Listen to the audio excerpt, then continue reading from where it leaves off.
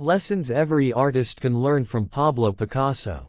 I have been hearing the name Pablo Picasso from a very young age. Anyone who happened to do anything beautiful or creative in any field was instantly labeled the Picasso of that field.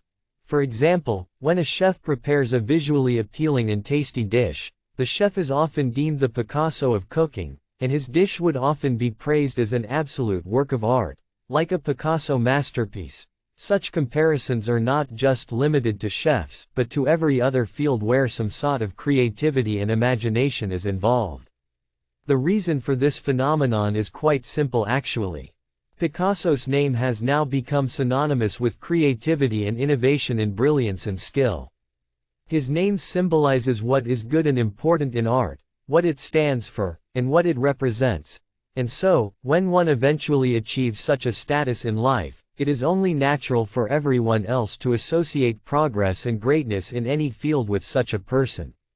It is not only Picasso who has fallen victim to such comparisons. Other great figures from various fields, such as Michael Schumacher in racing, Michael Jordan in basketball, Michael Jackson in dancing, Pelé in football, Tiger Woods in golf, and Sachin Tendulkar in cricket, have also been made victims in a similar fashion. Such victimization, of course, is nothing but a great compliment. It is the harmless flattery of a person who has so beautifully mastered his craft that one cannot help but compare him to others in some other field. But enough on that. As usual, I somehow managed to get distracted from the topic at hand even before I could begin addressing it. Today it is my wish to discuss not Picasso's life, something which I have already done in another post, or even his importance and significance and greatness and all that stuff, but the important lessons he can teach all aspiring artists. And by artist, I mean anyone in any creative field whatsoever.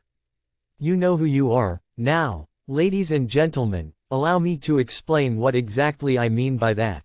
By now, many of us already know, and I presume even more of us do not know, that the great Pablo Picasso was considered to be what one might call a child prodigy when it came to drawing and painting. He began drawing at a very early age, it is said. In fact, so early that I do not even know the right age. Probably no one does. All I can guess is that it was surely before he was 7 years old. Because by the time he was 7, he had already begun painting under the tutelage of his father. He soon became obsessed with drawing and painting, and it began interfering with his schoolwork. Even Picasso's career as an artist is believed to have begun in 1894 when he was just 13 years old. I admit, it seems way too early to start any sort of career, let alone an artistic one. But, then again, it is said that he was a prodigy. And that's what prodigies do, I guess, start earlier than everyone else. When he was only 14, Picasso finished a month-long entrance exam for the advanced class, at the School of Fine Arts, within a week. This feat by the young Picasso left the jury so impressed that they admitted him to the school. Now, you may ask yourself, did this really happen or not? Again, I shall be the first to admit, it sounds a bit far-fetched. Is it just one of those fantasy mythical legendary stories that inevitably spring up around men and women who end up doing something remarkable with their lives? Maybe. Possibly. But, who are we to judge? I read it somewhere and I laid it down over here to make a point. So let's move on. If the above points were not enough indication of little Picasso's genius, I beg you to take a look at his painting, The First Communion, which he painted when he was only 15. The painting is a large composition depicting his sister Lola, and it shows the academic realism style he had become quite good at by then. The same year, Picasso also painted the portrait of Aunt Pepa, which is a portrait that poet Juan Eduardo Sirlot, somewhat dramatically I admit, had described as one of the greatest paintings in the whole history of Spanish painting. It is also said that the portrait was made in less than an hour. Is it true, or just another legend? I do not know. Sure, one could very well argue that Sirlot's comment might be a bit over the top, or that he got a bit too carried away while praising the prowess of young Picasso. And I would even agree with such a valid argument. However, In spite of this possible exaggeration on Seurat's part, one can hardly deny the fact that these two paintings seem to be the work of a well-established and confident artist, and not one who happens to be in his mid-teens. Now, you might be wondering, why am I talking about all this, and what does all this have to do with the topic at hand? Well, good question, I say. Now that I have somewhat established Picasso's case of being a prodigy, with the help of truths and half-truths, I can begin to address the actual subject. And this is what I have to say. For an artist who was a prodigy, an exceptional talent from the very beginning, Picasso worked very hard, and, that too, very consistently, all his life. It is said that he went into his studio every single day, to paint or sculpt or to do something else creative. As most of us are quite lazy in general, we tend to downplay a person's success by focusing on his natural, God-given talents and abilities, while almost completely ignoring the hard work put in by that person in order to achieve what he has achieved. For example, if you ask someone why was Picasso successful, or why was he great, their immediate response would be, well, Picasso was a prodigy. He was gifted. He had a natural talent and ability to aid him to achieve that kind of greatness. And this, I believe, is a mistake and an excuse. It is an excuse for men who are lazy and afraid to work hard and to try and fail. And because of this fear of theirs, they tend to relegate another man's success to either luck or destiny or fate, or to the person's so-called natural talent. This helps them to avoid responsibility for their fears and failures, as they believe that only natural, God-given talents make a man successful, and not sheer hard work, perseverance, and patience. But in reality, one often finds that the opposite is true. Great artists and athletes are almost always greater than the others in their field because of their ability to work hard consistently, persevere for as long as it takes, and wait patiently until it is their time to shine. And Picasso was no different. In fact, I consider him an important example to everyone out there who thinks talent alone leads one to success. Picasso painted almost every single day of his life ever since he decided to make it as an artist. Even while he lived in poverty in Paris, struggling to survive in the cold, he painted every single day. Now, one may say, well, that was mainly because he was a struggling artist then, with the fire and desire to succeed. He was desperate to make it, as it was his only way to survive. That is why he kept going, one might say, just so he might create that one painting that would change his life. This argument too I can agree with. Yes, one does have an abundance of energy to dedicate toward one's craft when one is hungry for some form of success or recognition in it, or when one seeks to establish themselves in it. Every artist knows and understands that burst of energy and that hunger that gives birth to it.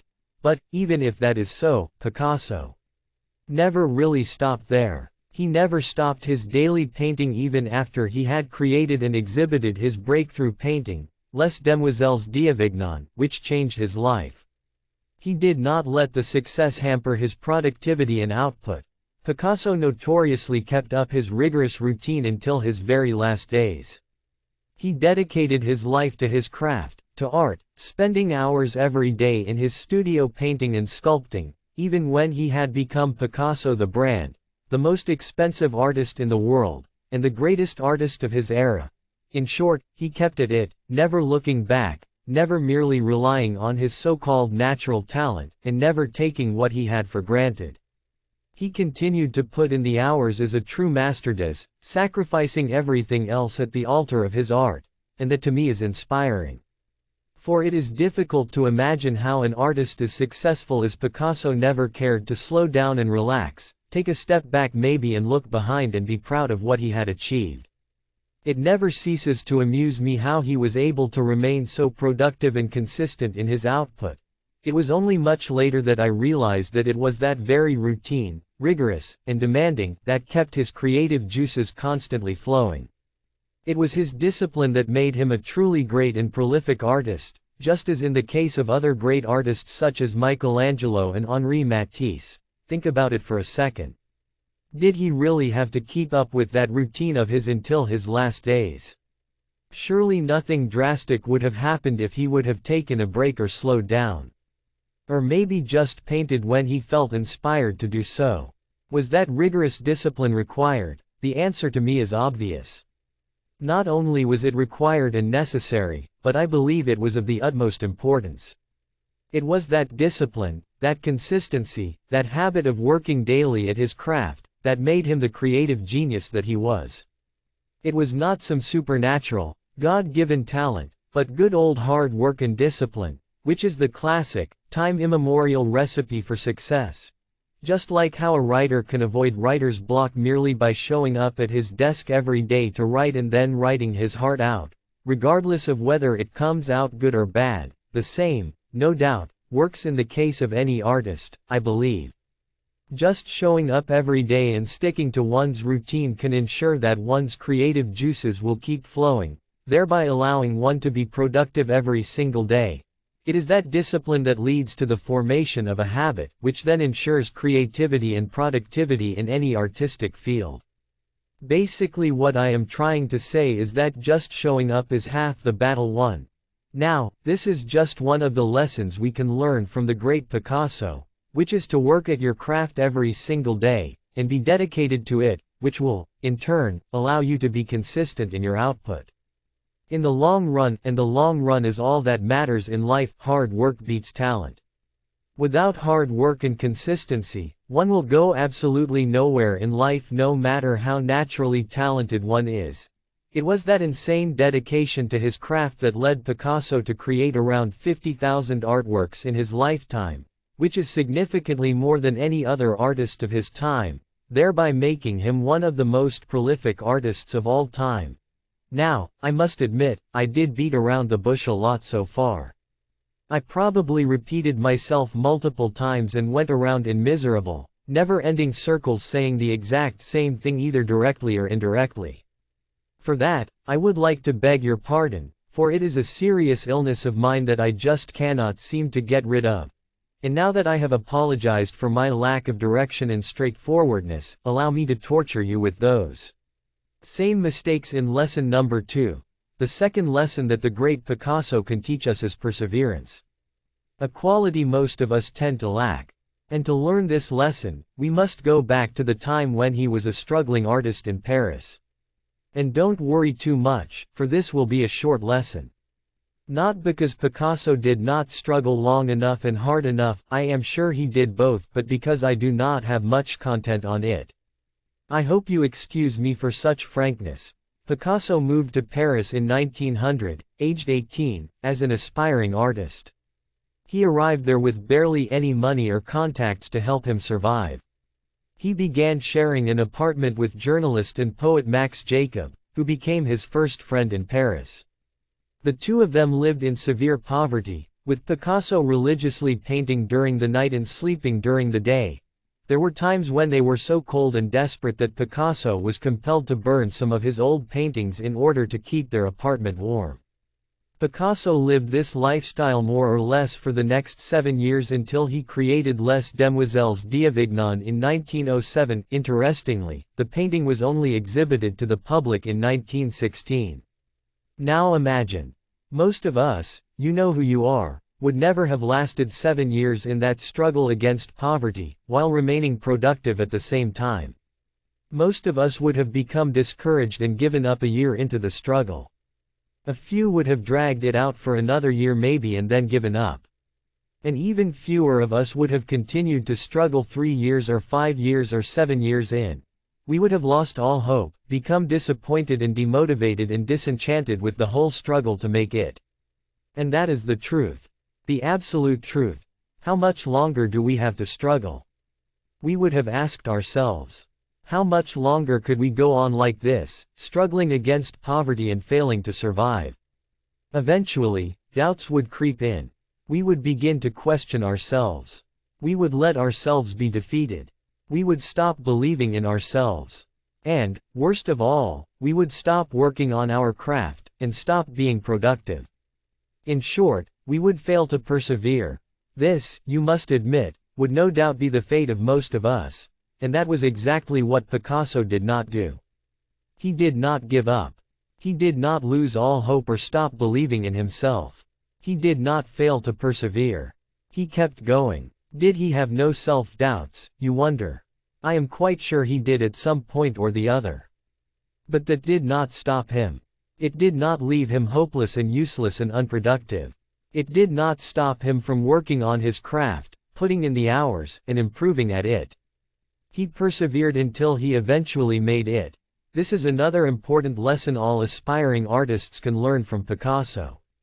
Struggle, persevere, and be patient until you make it, all the while mastering your craft. Remember, it is all about the craft. And now, let us move on to the third and final lesson before you get bored and curse me for this never-ending essay, which now seems more like a speech given by a man who does not deserve the honor nor the attention. This is the lesson of constantly experimenting, evolving, innovating, and creating. If one cares to look carefully at Picasso's career as an artist, one would clearly notice the different and eclectic styles he painted from the very beginning. Most of us have heard of his Blue Period, which lasted between 1901 and 1904, and was characterized by somber paintings in shades of blue and blue-green. This was a sad period in his life as his friend, Carles Casagemas, a Catalan poet and painter, had committed suicide. Hence, all his paintings during this period have a sad, gloomy, and somber mood about them. When his Blue Period came to an end in 1904, Picasso's Rose Period began. This period was characterized by a lighter tone and style, with a lot of pink and orange colors, often featuring harlequins, acrobats, and other circus people as subjects. And from 1907 onward, after being deeply influenced by African art, Picasso's painting style changed once again, making a radical departure from traditional European painting by abandoning perspectives in favor of a flat, two-dimensional picture plane. The new painting style led to the early development of Cubism and modern art in general. Picasso became a founder and pioneer of Cubist art. His Cubist period could be roughly divided into two categories. 1. Analytic Cubism, which lasted from 1909 to 1912. And 2. Synthetic Cubism, which lasted from 1912 to 1919. But Picasso refused to stop there. Ever the true artist, he continued to change, adapt, experiment, and innovate with his art until the end of his life. He produced sculptures, ceramics, and copperplate etchings. And several of his final works were a mixture of styles, more expressive and colorful than ever before. Picasso's painting style was ever evolving. Never stagnant, never fixed, never permanent. He would never let it be that way, no matter how much success he had achieved through one particular style. And that is what every artist ought to aspire to. That is the mark of a true, honest, and serious artist. One who keeps moving forward, ever changing, ever creating, ever evolving in his craft, while never once resting on his past laurels or achievements.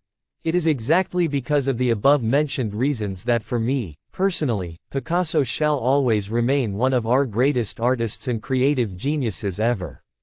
His life, professional, not personal, must serve as an inspiration to all the struggling artists out there.